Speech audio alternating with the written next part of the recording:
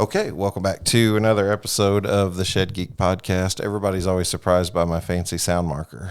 I think everybody in Hollywood sees like the little click on but I don't have that. So we clap our hands around here. Guys, I just want to say thank you. I appreciate you letting me crash your conference room here today. And I'll tell you what, I don't know, David, maybe if you want to start and then we'll go around. Just to introduce yourself, a little bit about the company, who you are, what you do, that kind of thing. Yeah, so I am David Hershberger, and general manager here at HLS. That we build multiple brands of product, and our goal is to have fun at work and here. That's our culture. So we work, but we play most of the day. I grew up in the company, so from little on up, this is all I've done. Enjoy it, love it. It's part of me. It's in my blood. So I love it. Paul? Yeah, well, I'm Paul Hershberger, the original owner of Hershberger Lawn Structures. We started in 1992. That's been a few years.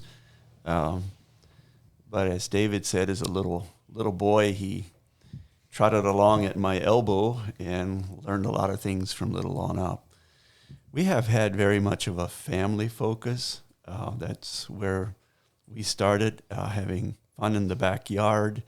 And with our products we've added over the years, we have continued to keep family in focus.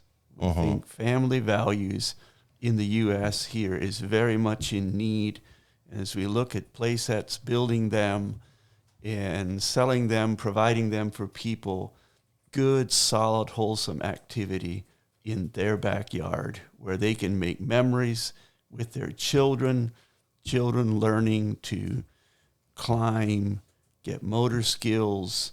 I think everybody knows when you do well with your motor skills, your mind works better too. That's right. Yeah, no. So that's a heart of the company. Good. I love that. And then Chris. Yep. My name's Chris Miller. I'm the marketing director here, and I just came on board about 6 months ago in an effort to that there's a lot going on here, and we were needed to sort of straighten the brands out and kind of get a more maybe coherent marketing strategy together. So that's what I'm here to help them do. Awesome, man. Well, welcome each and every one of you. Appreciate you sitting down with me. We have some history. It kind of goes back a little bit. I've sold some PlayMor swing sets before, so it's kind of nice to be in familiar territory. I think it was my good friend Irvin Stutzman out in Farmington, Missouri at Summit Portable Buildings carried, still does, your line of swing sets. And there's even some pretty close by to me. I think David Ross has got some that works for his company there in Southern Illinois. So we can get to the product pretty quick, but was always impressed with the quality of work that we saw and the craftsmanship with the play sets. And I appreciate you guys sitting down with me. So it's nice to be in familiar territory and see David again. And so I appreciate that. Paul, kind of 1992, what were you doing? Just bored and said, I want to do some swing sets, and then it turns into this, right? You planned it all out. You saw it all coming, I'm sure. Just fell out of the sky. How'd you get started? What was the motivation for you? So we had lived, my wife and I, in Pennsylvania, Lancaster County, for 3 years, and we were moving back to Ohio, and the lawn furniture industry was on a good roll, and of course sheds had been around much longer, but there were lots where people were selling the different items together. And as I moved back to Ohio, I was asking the question, so now what do I do in Ohio? And looking at opportunities that I perceived in the community in the outdoor lawn furniture type industry, nobody here was really doing swing sets. So I saw it as an opportunity, a vacancy, and thus we became the first manufacturer in Holmes County of outdoor playsets. And just launched it from there. I visualized a home business to start with. So no, I actually didn't quite see all this back there. Well, it's funny how you fall into the things that you end up being somewhat the most passionate about. In times, I would have never thought a podcast would be in my future, but I guess talking's always been part of what I do, so might as well put a microphone behind it. Those of you who have been around know that's truthful. So if I get to spend any amount of time. So David, for you, you're growing up and you're seeing this sort of installed in your who you are. You're seeing Dad build these things and promote these things. What's that kind of look like from a young guy growing up to where it is now? Yeah, so where the company was, I remember when we did our what we call our main expansion of our building here. Business was going well and growing quite fast, and therefore we did a pretty major expansion. There's been expansions since then. So growing up with that, I probably viewed the company as a growing, building company, still is today, and so yeah, that's where my energy is. Always enjoyed playing on the swing sets at home. We were kind of the lucky ones that got to try out multiple models. Nice. Yeah, a new model came out, and we'd do a switch out, and we'd move the old one out, bring it here, sell it, and bring in the new one.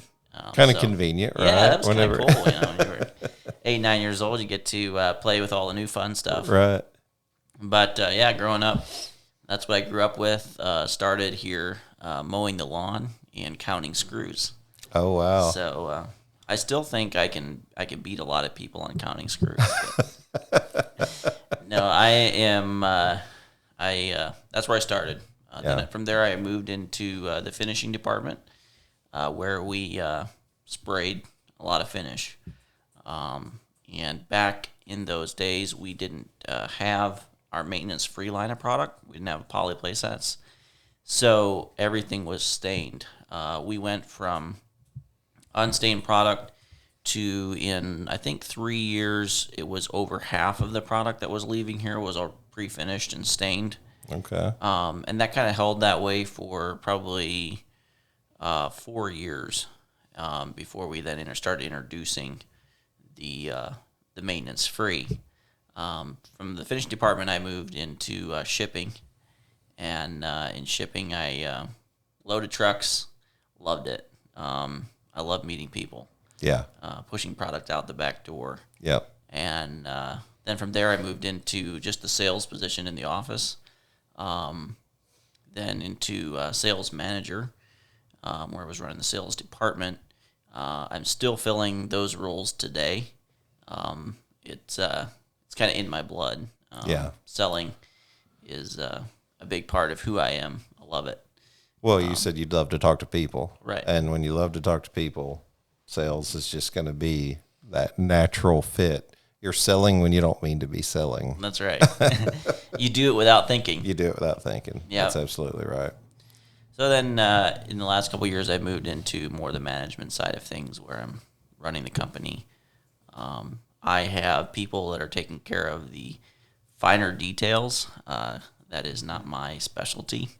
But I do enjoy looking at the numbers, crunching the numbers, and knowing your numbers. You got to know your numbers. Got to know your numbers. You got to know your numbers. So that stuff is fun for me, but the finer details, I'd rather go sell another swing set or hunting line. Well, it's because you're dealing with people. And what I appreciate about you guys is that you notice the difference in sales and marketing. Chris, being a marketing guy, you'll probably collaborate that with smaller companies. A lot of times you wear multiple hats. So a lot of times you become the salesperson, you become the shipping person, the marketing person, and the who knows whatever else. Yes. And those are things that you just have to do, yes. As a business is growing. But as you begin to expand, really being able to find detail, those different things. What's the experience been like for you, Chris, so far in your time here marketing?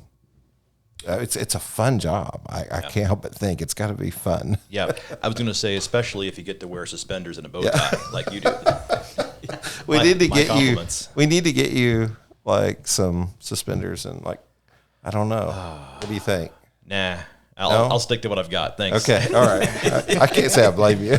Just ask him if he'll take a Diet Coke. I will take a Diet Coke. These, believe it or not, these make me look skinnier. Oh, because the vertical lines, right? Is that what's going on? These are all inside jokes now. The audience is like, I don't know what's happening. So, So what's your thoughts? I mean, it's fun. I mean, that's my thoughts. Yeah. So I did a project for HLS last summer, and working for or doing a project on for the playsets, and I was a video guy. But before I came on here, and then I was sitting in a hunting blind this fall, working with David to shoot him shooting deer, and the hunt was not successful. At least David did shoot at a couple of deer, and it was not successful. Or no, maybe the same deer twice. That was a bad night. It was, but he did hire me, so he did bag something, I guess. So. So I don't know if he still considers that a success or not. It was. Okay, there we go. Yep.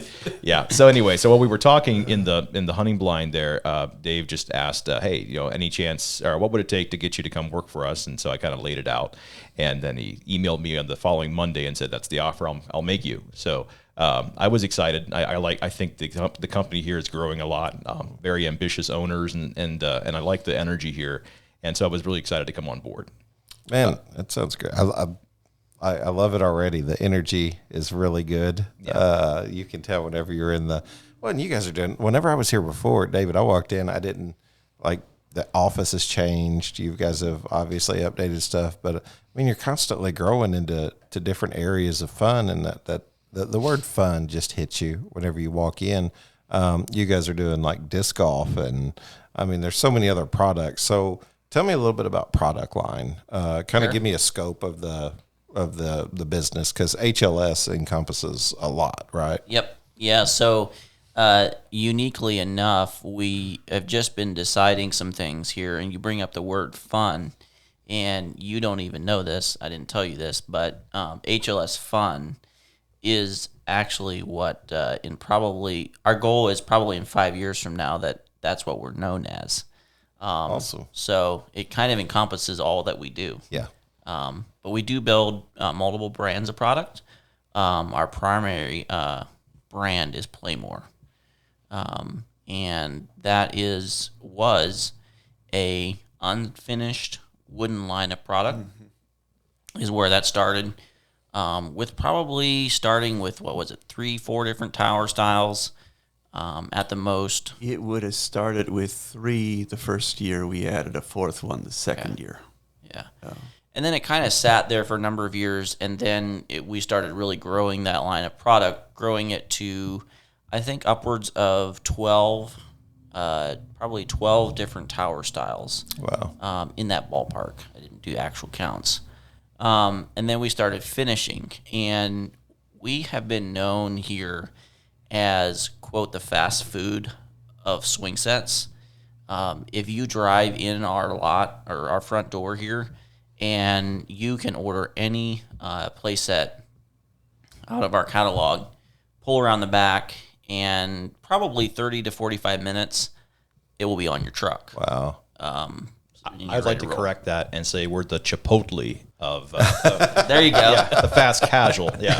There you go. To get us up out of that that junk food. You just churched it up a little bit. Yes, exactly. I guess. Yeah. I understand perfectly. Is your current sales and inventory management system complicated and frustrating? Are you tired of juggling multiple systems to keep track of your business? Those challenges are a thing of the past with a dealer management system powered by RTO National. With the DMS, you can easily process any type of sale with just a few clicks. Leave messy paperwork in the past and welcome in streamlined processes. The intuitive e-commerce links allows customers to browse and shop your inventory anytime, anywhere. Track transportation, payments, and contracts efficiently using our unparalleled service request management and transportation tracking tools. Detailed reporting within the system allows you to track every sale and payment, helping you make data-backed decisions to grow your business. Revolutionize your current workflow with the dealer management system. Explore the user-friendly interface and experience the DMS firsthand by scanning the QR code or emailing us at contactus@rtonational.com to request a demo. That's well, it's great. I mean, obviously, focus on customer care, Right. But still being able to, even in an hour, to be able to show up and get something like that. I mean, I notice the amount of playsets that are just in the area. I mean, obviously, you have probably several that sell as well too.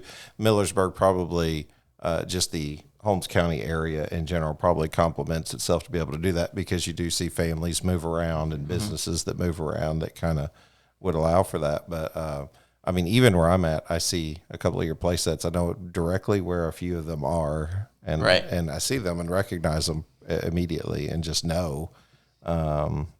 We sold a pretty nice set down in Mayfield, Kentucky, to someone whose grandma and grandpa is, so excited because grandkids come along and they want to put this big monstrosity of a play set in their backyard for their grandkids to come over and enjoy.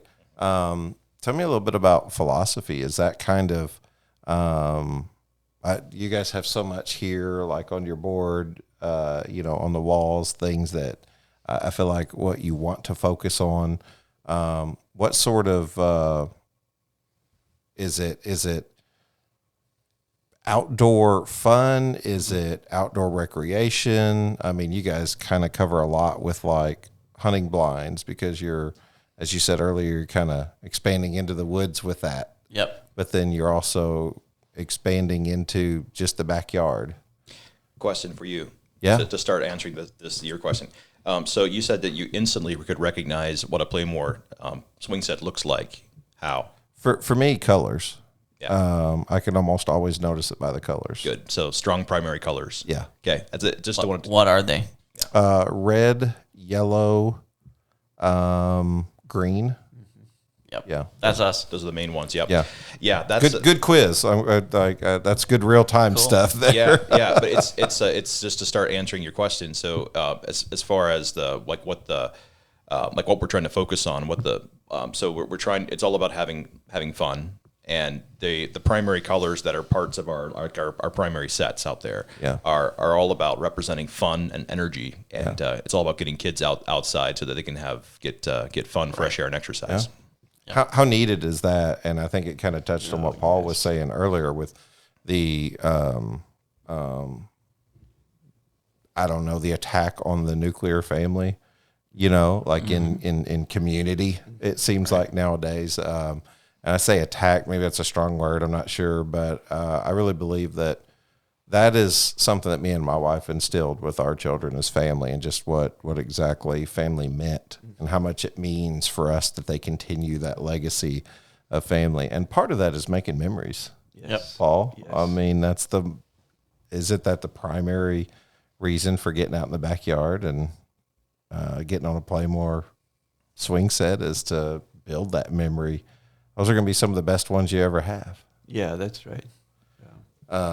I appreciate what you guys do because of what it stands for, probably more than anything. So let's get into PlayMor. What is offered? So for a lot of guys that listen will be shed dealers. You might have some shed manufacturers, some shed haulers on here. Some people encompass all of that, those titles.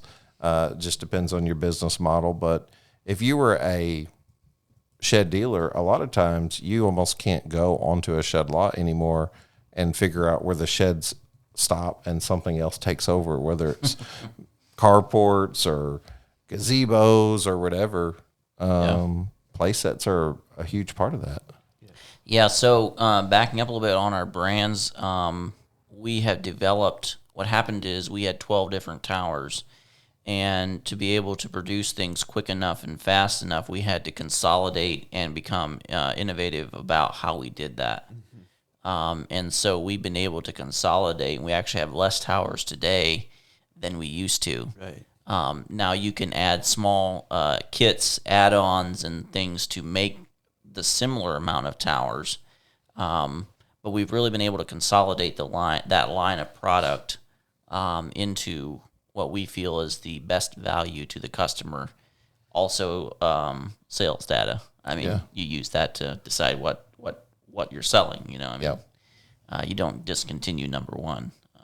Anyway, so that's what PlayMor is. It's a full-blown product line of maintenance-free and wooden playsets. Our poly product is not what you're typically seeing out there in the maintenance-free alley. As far as the vinyl, we use wood guard lumber, which is a lumber that's coated in a poly that's directly against the wood, so there's no air gaps. The wood also is treated, so there's no rotting, any of that kind of thing. So that's the PlayMor line of product. We did simplify a line of product, which is called Champcraft. Those sets are great economical sets. They're structurally just as, not quite as good as what PlayMor is, but they're really close. I mean, they're a solid unit, and they're there to hit price point. So that's where that's at. So that's our backyard experience. And then we looked at, so where do we want to go with creating fun in every experience outside? And there's only two directions to go. And one of those is inside, and one of those is further outside. And that's where Striker Hunting Blinds comes in, to go out, enjoy the outdoors in the woods, go hunting. We're both avid hunters. Chris over here had his first experience in a hunting blind, and I caught him on that. But anyway, I think I'll have to work at getting him into the hunting blind some more yet. Was it what you thought it would be? Yeah, I guess so. Yeah, it was fun. You guys were hunting deer? Yeah. I guess. Yeah. Mm-hmm. Yeah. Yep. Well, it seems like you have plenty of them up here because we almost hit 2 on the way. So I hope you're talking about deer. yes. Okay. Yes. Sure. Where were you? Yeah, we were almost doing just as good with the RV as your night of hunting, unfortunately. So we got really close. Unfortunately, I went home that night, and there was a few things that happened with the equipment that was being used. Gotcha. But anyway. Oh, totally get it. So what else? I mean, is there more opportunity to expand? I mean, gosh, with you growing like this, I don't know. Are you able to keep up? I think is the main thing. Yeah, so we have plenty of production capacity here. Okay. We have plenty of room to grow there. There's a small possibility we need a little more footprint depending where we come out at, but we have plenty of capacity as far as that goes. So we laid out a plan a number of years ago, and we had 3 targets that we were aiming to hit, which the first one was the outdoor, expanding that into the maintenance free, which we did that first. Second was the woods hunting blinds, and then the third item was indoor, and that is just now coming to fruition. We're pretty pumped and pretty excited about it. That sounds cool. But we have a line of indoor product, indoor play sets that are all about the same philosophy that PlayMor is. So it's simple, but yet small add-ons can change what you do with the product. It's made out of poly, so it's very cleanable. It's very durable, so it's actually indoor/outdoor. I imagine these in Florida on the sides of pools beside the beach.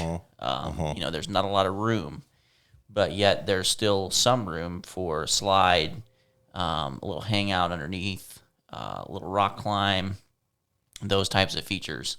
And we build it all so it fits through a door, so you can move it inside or outside. Very cool. So this is something you guys are launching pretty soon. It is. Yep. Very cool. Well, hey, I'm glad to just get to be a part of that and see it, I'll have to check the website out and yeah, we'll throw a video or something out there. Chris, when you make something, holler at me and we'll put something on the page so that people can see, Sure. what some of that is. So, Paul, what's your thoughts after all these years, like watching sort of David and new ideas, new adventures, and what comes to mind for you? Yeah, well, my mind could go in a lot of different places, but one of the things we did early on was put our playsets in a kit form so that they're knocked down, and that's been a crucial theory that we have continued to develop. And there was a period of time that, we've always been about the good look and color. And there came a point where competition was stiff, price was difficult, and we had to rethink how we build. That was a little difficult for us older fellows. I had a man that was specifically very involved for years, and David's one of the ones that came on as a lead person there in rethinking how we build our play sets, how we structure them. And actually they're more knocked down and more in a kit than they ever were before. So the progressive part of the company has been focused in maintaining that color, quality, and yet how to be more accessible and being able to ship effectively in a broader range. And it's just been encouraging to see, I guess I'm going to call it young energy, pick up what was there and continue to step it forward. So Yeah, I could see where it would be challenging for something that you've been doing for a long time. Post-COVID, the way I did some number research on sales, and one of the things that I remember them saying specifically was that 27% of shoppers changed the way that they decided to shop post-COVID. So now you're seeing like online sales and e-commerce becoming and thriving and being a major part of the American economic picture.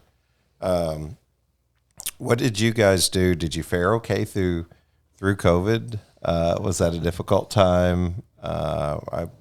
We had supply issues in the shed industry like crazy. Did that affect you guys?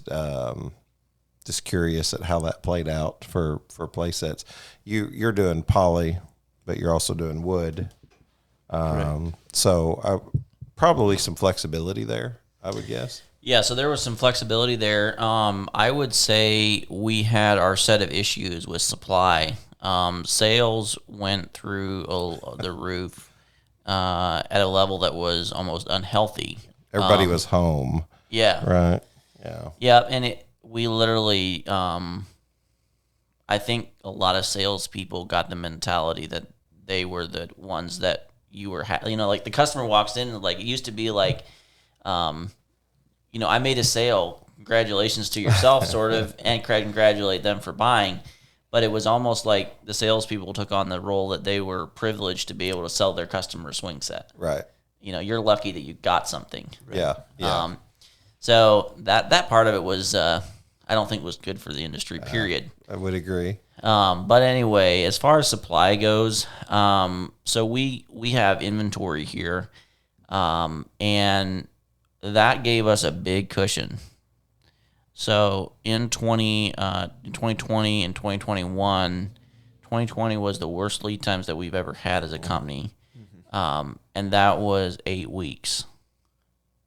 Still great comparatively speaking to like sheds, I guess in my head. But for us, when we're used to driving in the lane and you can get a swing set, 8 weeks is an eternity. And so we went 8 weeks. Some stuff was 6 weeks. But we were able to get product. We had to be innovative about it again. And we actually, I think we pulled off pretty well what we accomplished. 2021 came, we didn't know what to expect. Things only went almost more crazy for us, actually. And we were prepared again. We were able to get stockpile plastic parts specifically in the off season. And so, we're rolling through that. And honestly, we're still today facing, specifically in the area of plastic parts, we're still facing supply issues. I don't feel like it's necessary supply issues. I feel like we have some better side of us yet that we need to just come out with. Sure. And get better ourselves in not relying on certain things. Necessity is the Right. mother of invention, right? Right. So as you begin to have to do things, you do what's necessary to figure it out. The podcast is a perfect example of that, I think. Speaking on just my own behalf, seeing that it's necessary, and then trying to find a creative way to go out and make it happen. So, hey guys, this is the Shed Geek, and I'm here to tell you about the latest in financial innovation to hit the shed industry. It's a program called Backyard Finance. Everywhere I go, shed manufacturers and shed sellers are always asking, how can I get a better payment option for my customer?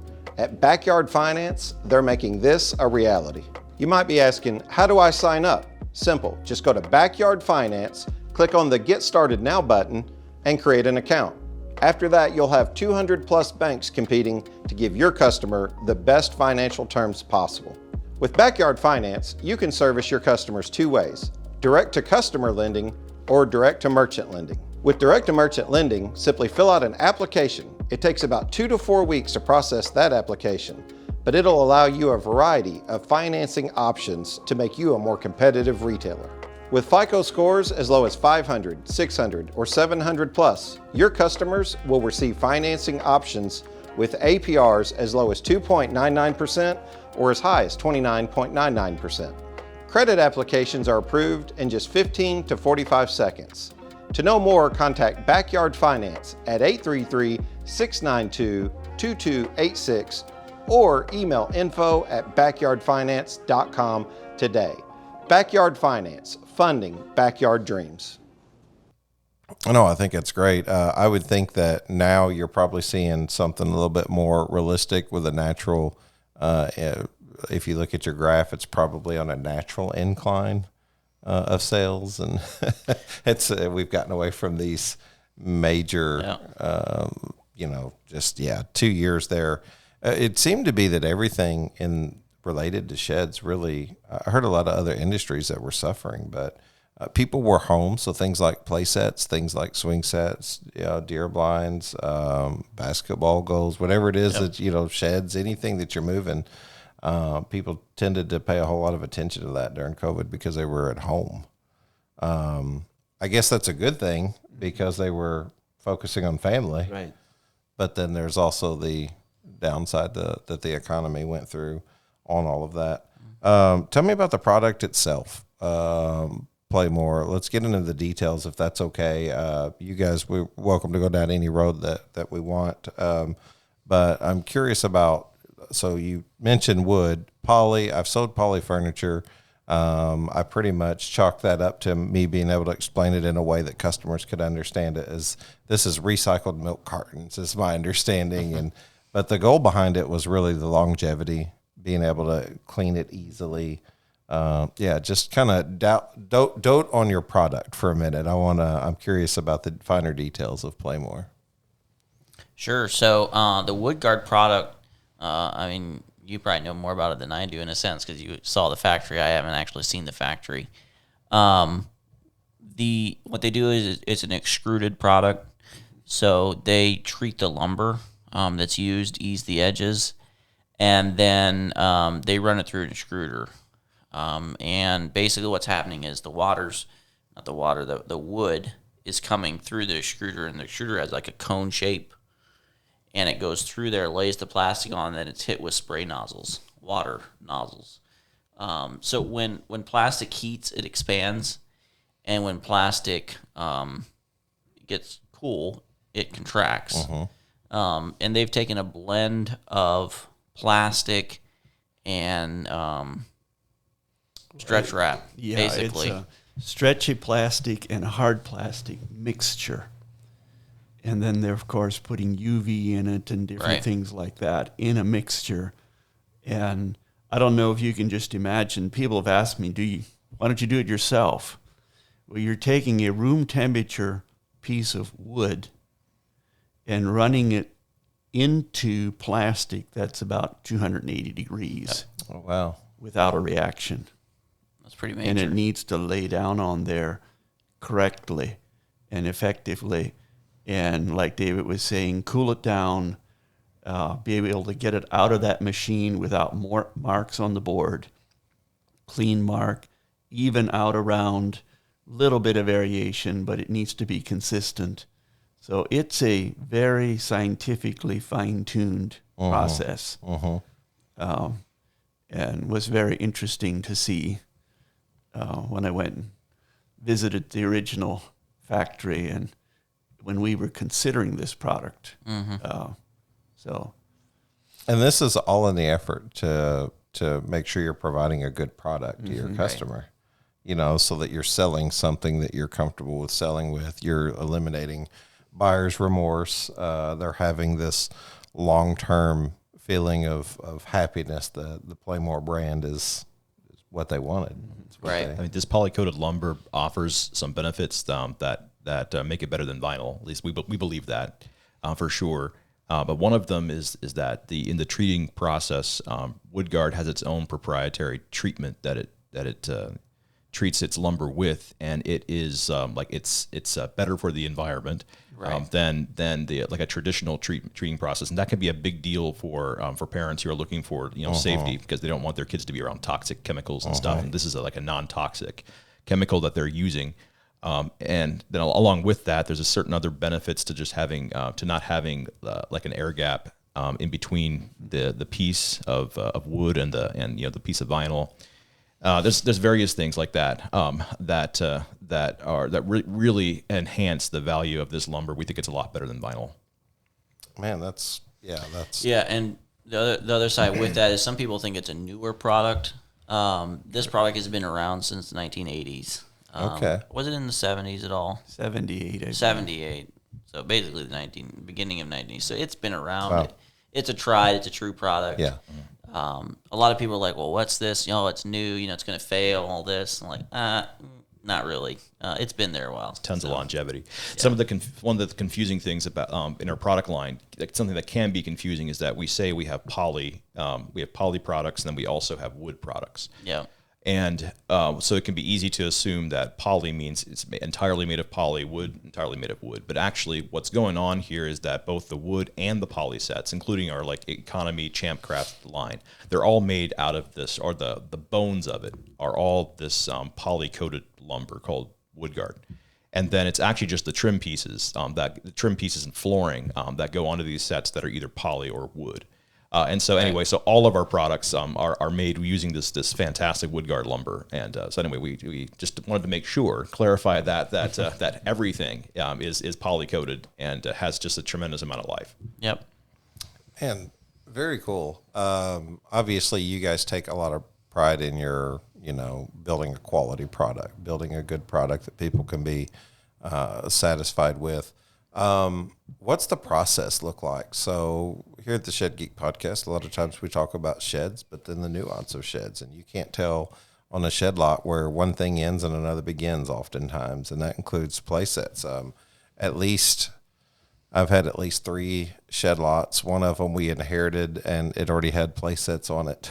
So, like it was that big of a thing for us. I think actually all of ours had play sets on them at one point. So, it's about sheds, but I mean, you almost, again, you can't tell where one product ends and the other begins. But what's the process look like? So there's new shed sellers just getting into the game. There's manufacturers that aren't sure how the process would work.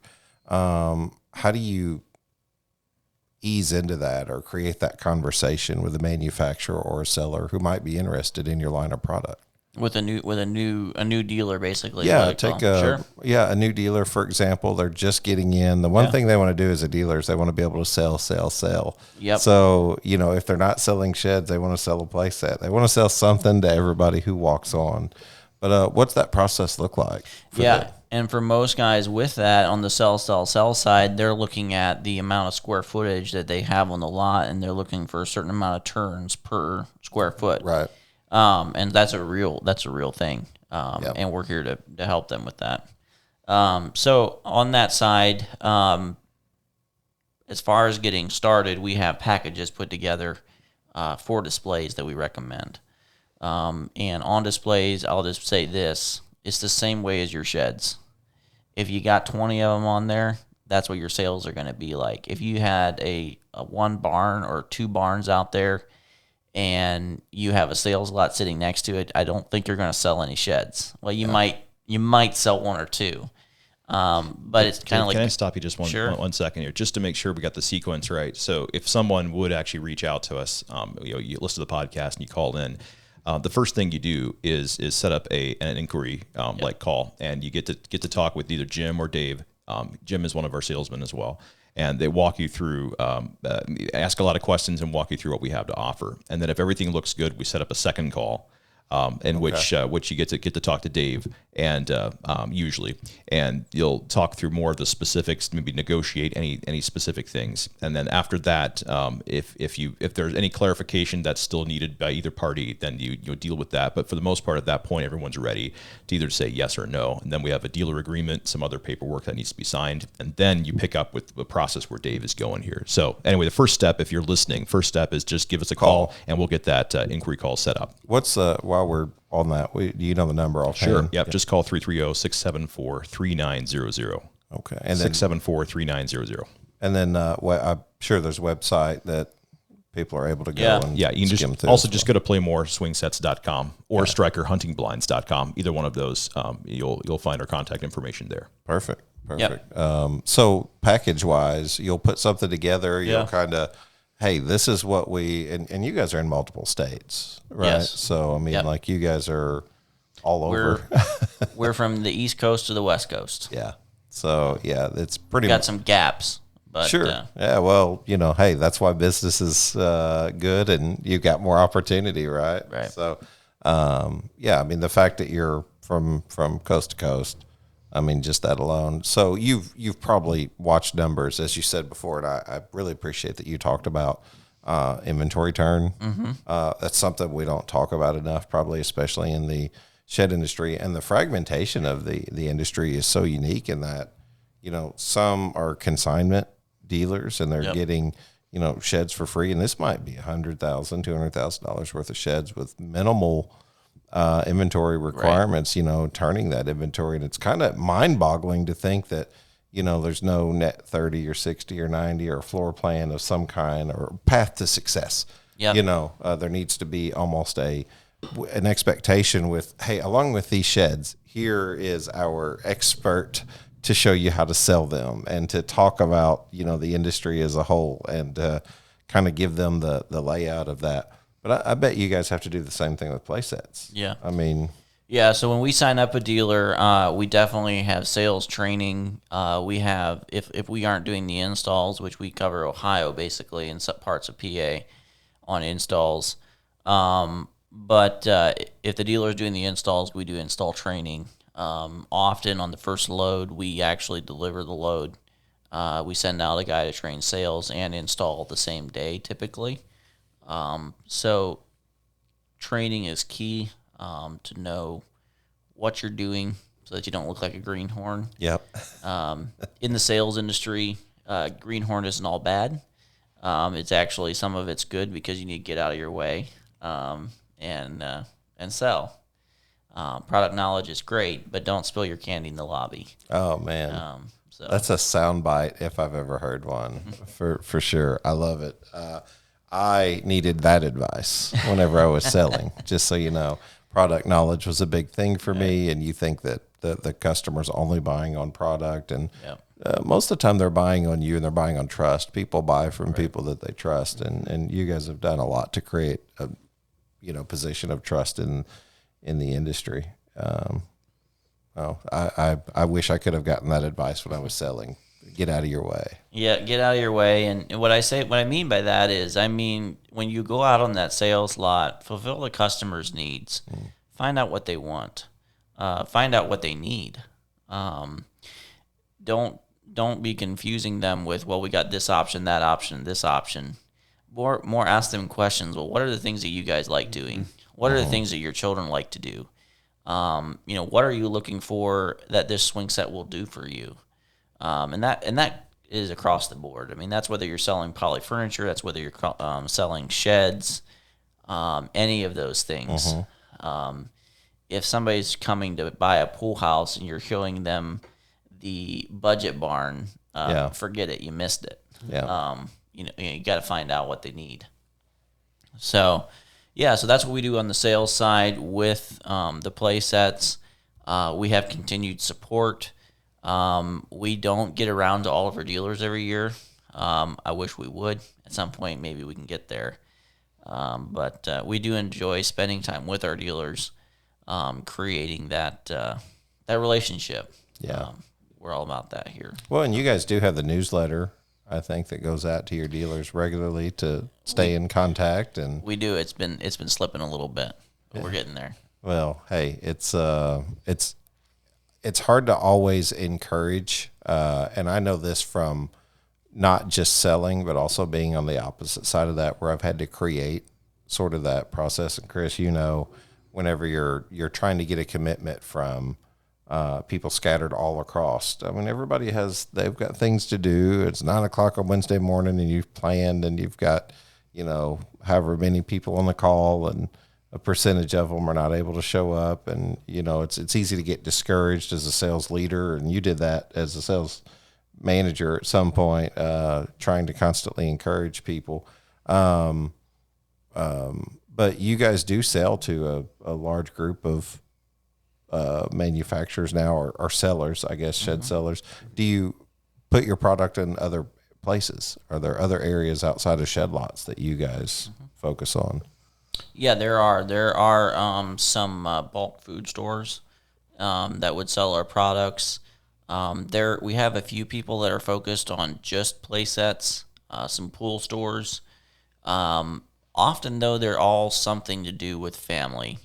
And our biggest dealers, one of those is Darren. Second Glance. Great guy. You need something, Darren will make it happen for you. Absolutely. Darren's, his story is pretty cool, because the way he started was refurbishing play sets. Yep. And then to turn into selling and being one of the greatest sellers I know, certainly in that Cincinnati area. You see his ads everywhere. I see them from where I'm at. So he just does a great job. Really, really great guy. Darren Skidmore, shout out to a lot of guys will probably see his name on like the Shed Haulers page. I know he's moving a couple sheds here and there, but I see that guy loaded up every day going out. We're going out 120 miles, and we've got 14 basketball goals and 13 swing sets and 2 sheds. I don't know what he's doing. He's just all over the place. But or 10 chicken coops. Yeah. Yeah, for sure. It's kind of how would a customer know what shed brand you sell? Of course, you and I work in the shed industry and can often spot a brand a mile away just by its colors, styles, and customizations. However, to most customers, all sheds are created equal, right? Wrong. You want the customer to know your shed brand. An Identigrow nameplate helps your customer with 5 key components every shed customer needs: identity, information, authenticity, advertising, and ownership. Identigrow, helping identify your shed brand for over 20 years. I've had to struggle with sort of putting the thought together of what that should look like with, I was mentioning to you guys, I want to do something that sort of mimics the success in the carport side of things for what we've done with sheds. And who knows, could probably, with you guys' knowledge, you could probably do a podcast over just swing sets, and take that position as a leader, in that space. But encourage you to even. where's the future for the company, Paul? What do you feel like is the next 5 years, the next 10 years? What do you hope to see? Yeah, well, you could go back and talk about more transition of the older to the younger, very much in mind. But with that, company-wise, continuing to grow on the outdoor, also out back in the woods, but indoor, I think this is a very viable market for us. Flows together well with what we do. Of course, we look at ASTM standards and focused on safety for children. We want a quality product. So we don't just throw it together any old way. We're reading the fine print about what's safe, how do you do it well, and continue to see product expand that way and be able to communicate. The whole digital world is something we're still working with. And I think the young generation will deal better with that than the older ones like me, frankly, unfortunately. But I think that is part of the communication going forward, being able to adapt and make adjustments in those areas. We have not mentioned, but we do have a playset builder on our website. Years ago, we tried that and never got far and stumbled around. But a couple years ago, David connected with someone that put that thing together. We're in our second year. So that's very much an advantage for salespeople. New people coming on is very helpful for them. And you can actually take your customer in and have them see the product as it's supposed to look. So going forward 5 or 10 years, I think those things are going to continue to develop and become an important part. Something I would just like to mention for a new person considering selling playsets, when you're selling a shed, you're looking at, pain is something that's used in sales a lot. What's their pain? Well, they need a place. They need space. They need to store a lawnmower. They might need a place for their shovels and their wheelbarrow, maybe junk. Who knows? You've been in my shed, haven't you? I can tell. Don't come to mine. Yeah.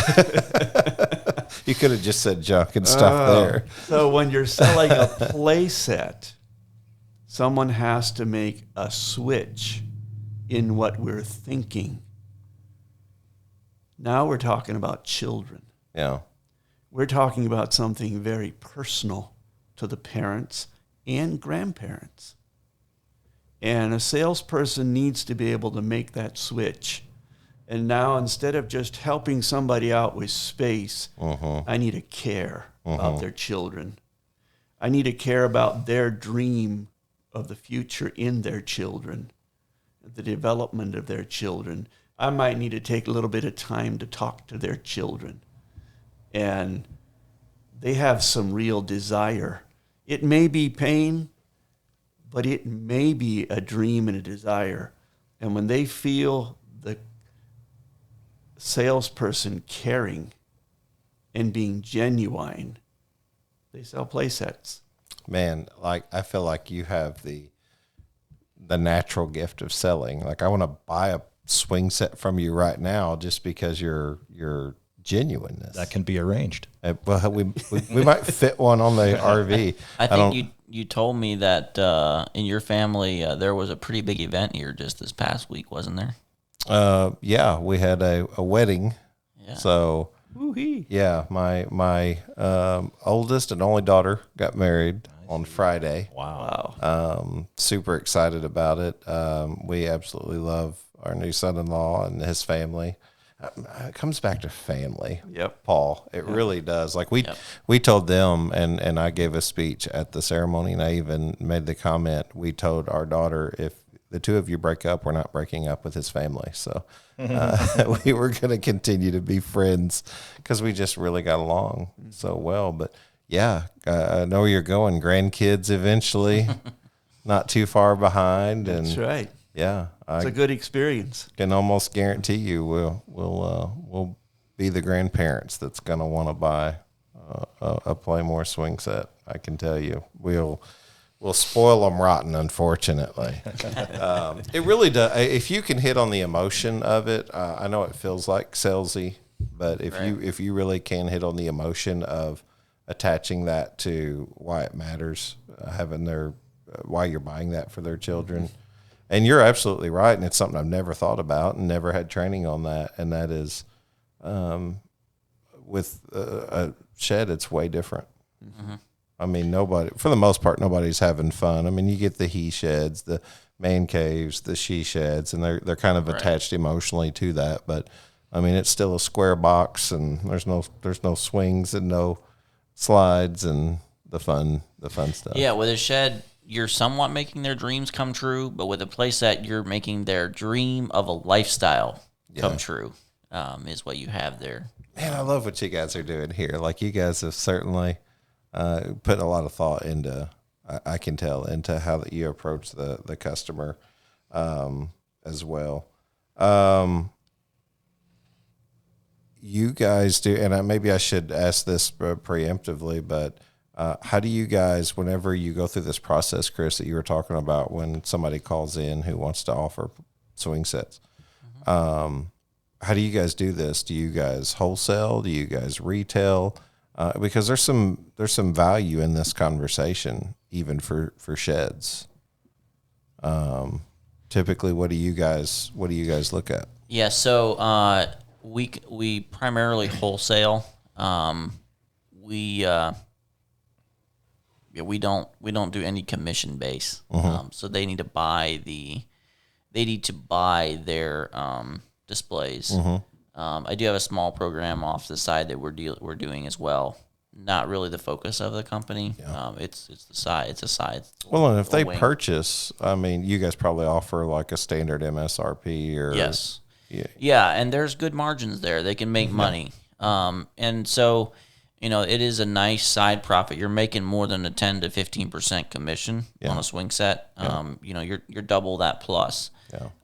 So in that aspect, if you turn the same amount of dollars, you can actually turn quite a bit less and still have the same profits from a playset as you do from the barns. Yeah. So there's some good margin there for that.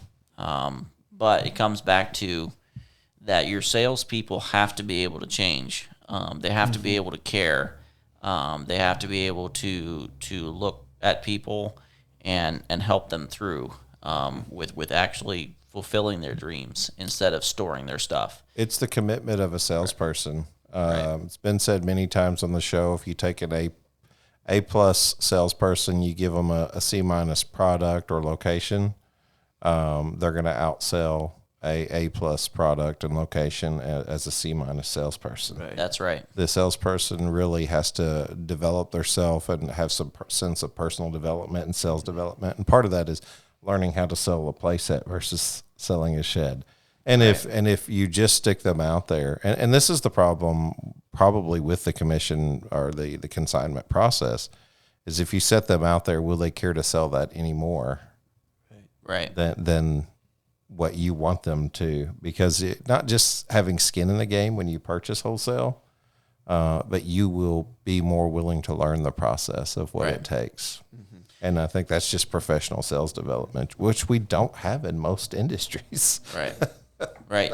It's a missing link. It is. I think there are some companies that offer that, and that's good. Yeah. We need it. The one thing with a shed lot, and if you're a shed lot that's sitting there deciding whether you want to offer play sets or furniture or, step out of, I know there's a lot of theory out there of just selling sheds. And I'm not saying that's all wrong, and so forth. I mean, there's lots of people that are very I'll say successful. it for you. I think they should completely expand. Get some PlayMor sets. What's wrong with you? Well, I will say if you're not willing to take the energy level to sell it, then I don't want to be a part of it. Absolutely. And so there is commitment needed there. Yeah. The advantages that I say that you have is that you're different from the guy that just has sheds. Yes. you can provide your customer a backyard experience it's versus a backyard shed. There are two differences there. It does require some diversity. So, we own some shed lots ourselves. I sell sheds. We sell obviously our products there as well, of course, carports and all that kind of stuff. And it's been interesting for me. It does require a certain type of person to be able to do that. And you do have to invest in your salespeople and specifically train them on each individual product. Right.